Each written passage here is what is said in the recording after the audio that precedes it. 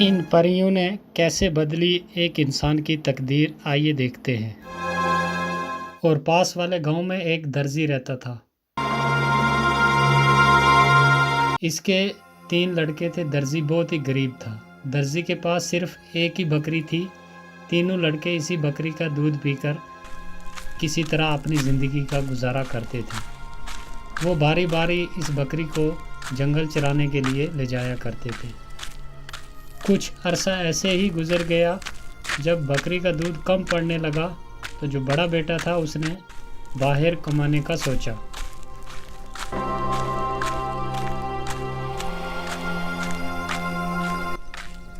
फिर वो बाहर कमाने के लिए चला जाता है। वो चलता रहा।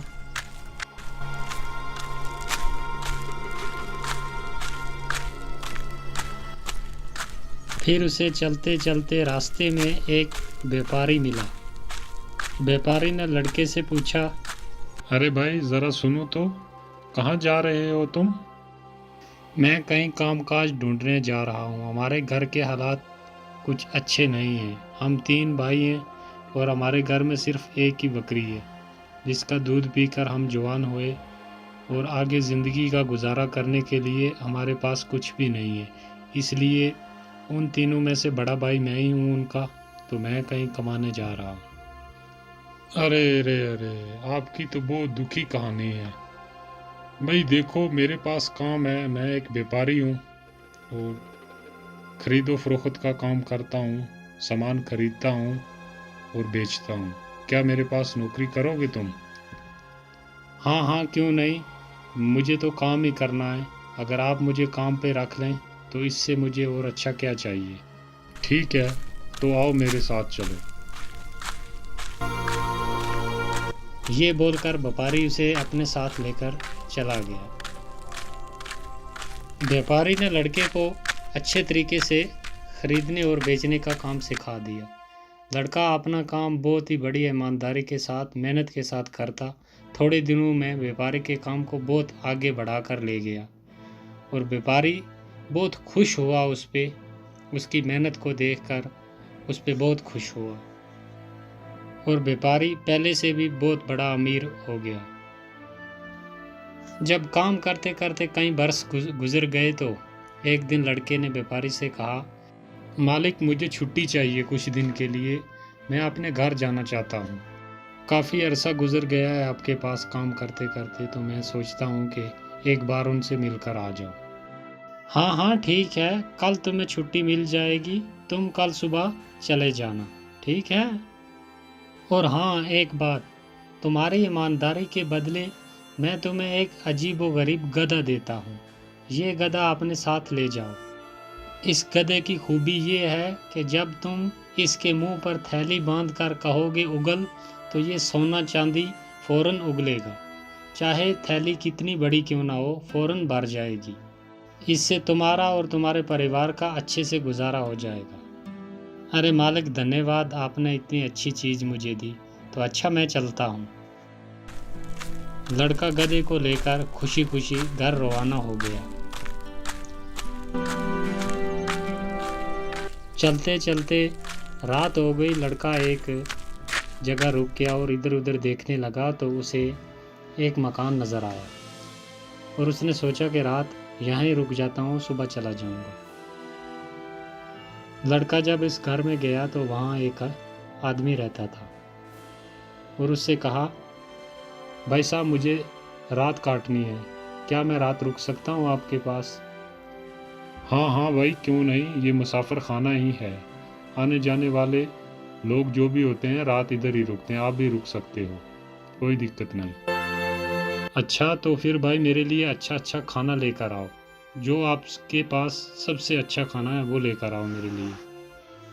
लड़के ने अच्छे पकवान मंगवाए, अच्छे खाने जो उसके पास थे। ठीक है, तुम इधर आराम करो, मैं तुम्हारे लिए खाना लेकर आता हूँ। अरे ये लो, तुम्हारे लिए खाना आ गया, अब खाना खाओ और आराम के साथ सो जाओ। खाना खाने के बाद उस लड़के ने कुछ सोने के टुकड़े उस आदमी को दे दिए, और वो बड़ा खुश हुआ और सोचने लगा कि ये सोने के टुकड़े इसके पास कहाँ से आए। हो ना हो, लेकिन इस गधे में कोई खूबी ज़रूर है, ये सोचकर वो आदमी जागता रहा। जब लड़का सो गया, उस आदमी ने वो गधा चुरा लिया और उसकी जगह दूसरा गधा आनकर बांध दिया। लड़का सुबह उठा और उसने गधा साथ लिया और चल दिया। लड़के को कोई पता नहीं था कि उसका असली गधा जो अपना था वो चोरी हो गया। जब वो खुशी खुशी घर पहुंचा तो उसे देखकर उसका बाप और भाई जमा हो गए और खुशी खुशी बातें करने लगे।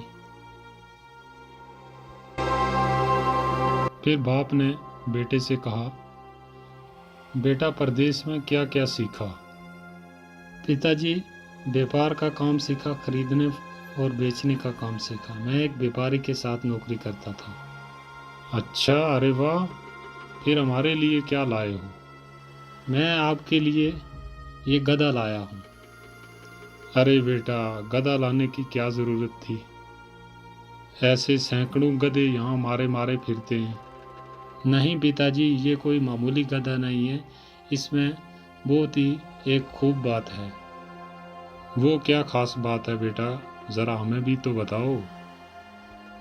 पिताजी, इसमें खास खूबी ये है कि इस गधे के मुंह पर अगर एक थैली बांध दो तो इसको बोलो उगल, तो ये फौरन सोना चांदी उगलता है, और थैली कितनी बड़ी हो फौरन भर जाती है। तो ये एक जादुई गधा है।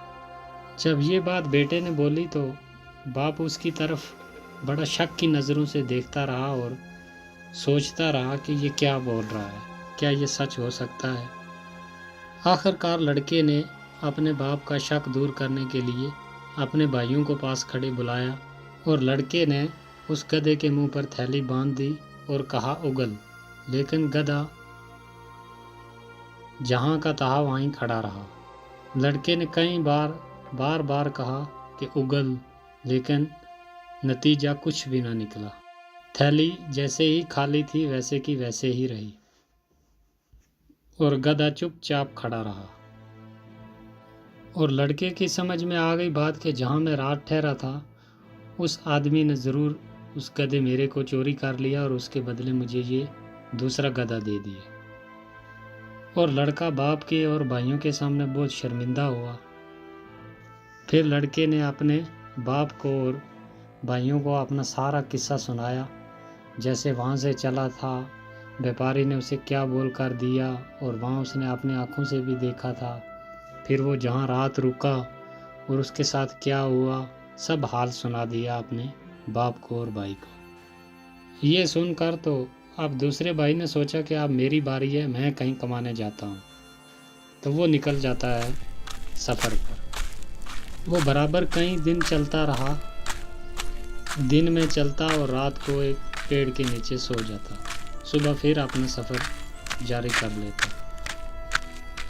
फिर एक दिन चलते चलते उसे एक बुढ़िया मिली जो एक नदी के किनारे एक छोटी सी झोंपड़ी में रहती थी। लड़का भी उस बुढ़िया के साथ रहने लगा। जो काम वो बुढ़िया उसको बतलाती वो उसे बहुत मेहनत और ईमानदारी के साथ कर देता था। बुढ़िया भी उसके काम से बहुत खुश थी। लड़के ने एक दिन उस बुढ़िया से कहा, मुझे ना अपने घर जाना है, तो मैं फिर वापस आ जाऊंगा, कुछ दिन के लिए मैं अपने घर जा रहा हूँ। हाँ बेटा, बिल्कुल जाओ, मैं आपके काम से बहुत ही खुश हूँ, लेकिन मेरे पास सोना चांदी नहीं है तुम्हें देने के लिए। मेरे पास सिर्फ ये एक डिबिया है, ये तुम अपने साथ ले जाओ। और ये कोई मामूली डिबिया नहीं है, इसकी एक खूबी है, और इसको जब तुम कहोगे कि भर जा, और ये अच्छे अच्छे खानों के साथ भर जाएगी। चाहे आदमी कितने भी क्यों ना हो, पेट भर के खाना खा लेंगे। और तुम ये डिबिया अपने साथ लेकर जाओ। लड़का बहुत खुश हुआ और उसने वो डिबिया अपने साथ ली और चल दिया घर की तरफ। वो भी चलते चलते उसी जगह पहुंच गया जहाँ पर उसका भाई बड़ा जो था वो रात रुका था, उसी आदमी के पास। वो भी वहीं रुक गया रात गुजारने के लिए। और उस आदमी ने उससे पूछा, भाई क्या खाना खाओगे कुछ? अरे नहीं भाई, तुम तकलीफ मत करो, मैं तुम्हें खाना खिलाता हूँ, मेरे पास बहुत खाना है। तुम्हारे पास तो कुछ भी नहीं है, तुम कहाँ से खाना खिलाओगे? लड़के ने अपने पास से वही डिबिया निकाली और जैसे बुढ़िया ने बोला था वैसे ही उसने बोला जब, तो वो एकदम भर गई अच्छे अच्छे खानों से। तो जब दोनों ने मिलकर खाना खाया तो उस आदमी की फिर नज़र बदल गई। उसने कहा कि ये डिबिया मामूली नहीं, ये कोई ख़ास डिबिया है, और वो उसे छुपाने की तरकीब सोचने लगा। लड़का काफ़ी थक चुका था, खाना खाने के बाद वो सो गया, लेकिन वो आदमी जागता रहा। वह असली वाली डिबिया जो थी वो उसने चुरा ली और उसकी जगह वैसे की वैसे ही एक डिबिया रख दी। और लड़का उठा और सुबह अपनी डिबिया साथ ली और घर की तरफ चल दिया। चलते चलते वो भी खुशी खुशी जब घर पहुंचा तो उसे भी बाप भाई देखकर बहुत खुश हुए, क्योंकि वो भी कई बरस के बाद वापस आया था। फिर ढेर सारी बातें की, सफ़र में क्या कुछ हुआ सब एक दूसरे के साथ बात की उसने। आखिर उसने अपने उस डिबिया की खूबी जो थी वो बताई कि इसकी ये खूबी है, ये मामूली नहीं है, ये बहुत ख़ास डिबिया है। तो बाप ने सुनकर इनकार कर दिया कि ये भी गधे की तरह ऐसे ही निकलेगी, तुम भी बड़े भाई की तरह ऐसे ही झूठ बोल रहा है।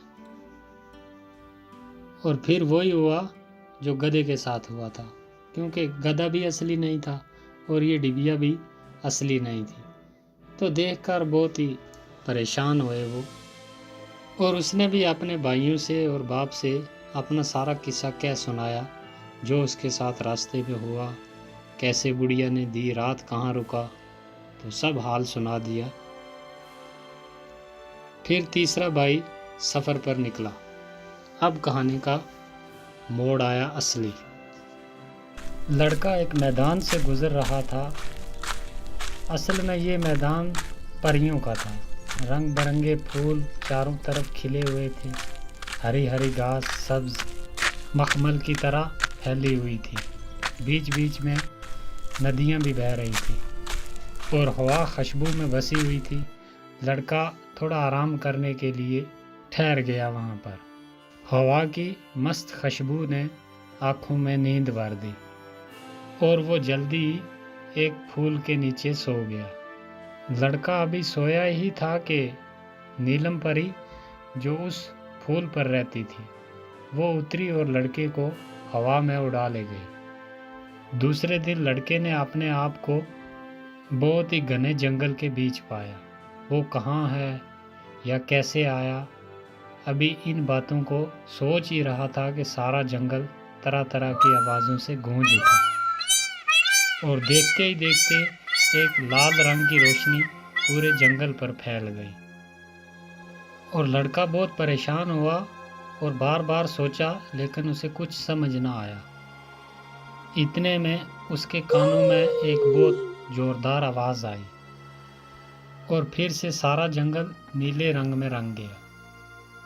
उस आवाज़ को सुनकर लड़का घबरा गया और एक तरफ भागा। उसके भागने पर जंगल की सब परियां हंस पड़े। दरअसल बात यह थी कि परियां लड़के के साथ खेल रही थीं। जब परियों का खेल खत्म हो गया तो नीलम परी उस लड़के के पास आई और लड़के को बोली, तुम हमारे मैदान में क्या कर रहे हो? मुझे नहीं मालूम था कि मैदान आपका है। यहाँ आना मना है क्या? अब दोबारा कभी भूल कर भी नहीं आऊँगा। क्यों, मैदान पसंद नहीं आया क्या? नहीं नहीं, वो बात नहीं। मैदान तो मुझे बहुत पसंद है, लेकिन जंगल मुझे पसंद नहीं। क्यों, डर लगता है जंगल में क्या? जी हाँ, बहुत डर लगता है। ओह, ये बात है। अच्छा, तो अपनी आंखें बंद करो कुछ देर के लिए। और इधर लड़के ने जैसे ही अपनी आंखें बंद करी, नीलम परी ने अपना आंचल लहराया और सारा जंगल जो था वो मैदान में तब्दील कर दिया। और लड़के ने आंखें खोली और उस मैदान को देखकर उसकी जान में जान आई। और फिर जब लड़के को थोड़ा होश आया तो फिर नीलम परी ने उससे पूछा, तुम कौन हो और कहाँ जा रहे हो? यहाँ तक कैसे पहुँचे? फिर लड़के ने सारा किस्सा सुना दिया कि हम ऐसे ऐसे 3 भाई हैं, उनके साथ ऐसे धोखा हुआ। पहले के साथ उसका गधा चोरी कर लिया, फिर दूसरे भाई की डिबिया चुरा ली, तो अब मैं वो वापस लेने जा रहा हूँ। परी ने ये सुनकर अपनी छड़ी हिलाई और वहाँ पर जिन को बुला लिया।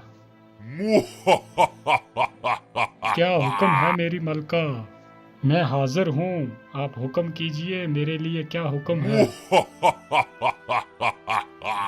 फिर परी ने हुक्म दिया जिन को कि जाओ तुम एक आदमी के पास, उसने गधा चुरा लिया है, वो वापस लेकर आओ, और एक इस आदमी के भाई की एक डिबिया है, वो भी वापस लेकर जल्दी मेरे पास आओ। तो जिन हुक्म पाते ही वहाँ से उड़ गया। यहाँ कुछ ही देर गुजरी थी कि जिन वापस हाजिर हुआ। उसने वो गधा भी और वो डिबिया भी, दोनों चीज़ें वापस लेकर आ गया। परी ने लड़के को कहा कि ये अपना गधा और ये डिबिया भी ले जाओ, और मेरी तरफ से ये एक डंडा भी अपने साथ ले जाओ। और परी ने कहा कि जब कोई तुम्हारा दुश्मन आ गया तो इस डंडे को हुक्म देना, फिर ये डंडा उस आदमी की पीठ पर बहुत खूब नाच दिखाएगा, और इतना मारेगा ये डंडा उस आदमी को कि वो आदमी फौरन वहीं बेहोश हो जाएगा। लड़का अपनी सब चीज़ें साथ लेकर घर जाने के लिए जब तैयार हुआ तो नीलम परी ने जिन को हुक्म दिया कि इस लड़के को बाहिफाजत इसके अपने घर तक पहुंचा कर आओ, ये तुम्हारी जिम्मेदारी है। और जिन ने हुक्म सुनते ही सारा सामान उठाया और लड़के को अपने हाथ पर बिठाकर हवा में उड़ गया।